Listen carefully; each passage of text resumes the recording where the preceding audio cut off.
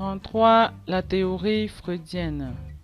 Petit 1. L'homme et sa méthode. Des études médicales effectuées à Vienne l'orientent très tôt vers la neurologie et la psychiatrie. Approfondit ses connaissances sur l'hypnose, cette technique ne le satisfait pas suffisamment. Il est conduit à utiliser l'association libre qui consiste à laisser le patient parler sans l'interrompre. Les patients de Freud étaient essentiellement des adultes et non des enfants. Cependant, l'analyse de quelques cas d'enfants qui provenaient d'un recueil indirect des faits et l'observation de quelques enfants non soumis à la cure psychanalytique ont contribué à sa démarche de vérification de sa théorie du développement psychique. Un autre, le matériau central de sa théorie lui est fourni par le récit de ses patients adultes qui racontent leur enfance.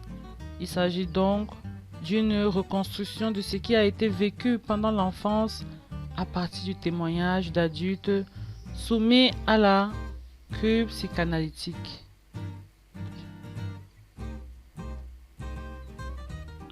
Petit 2. Les concepts de base. Nous ne développerons pas ici que quelques concepts indispensables à la compréhension de l'évolution de la personnalité.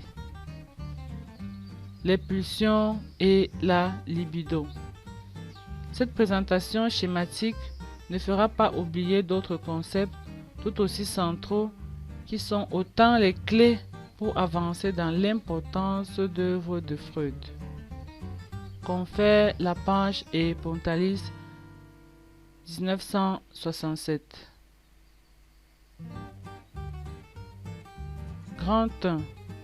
Comme concept évoqué, nous parlerons du concept de pulsion. Ce concept est tout à fait central dans la théorie psychanalytique puisqu'il est le moteur de toute l'activité psychique. La pulsion est en quelque sorte une poussée énergétique et motrice qui fait tendre l'organisme vers un but. Chaque pulsion peut se caractériser par son but.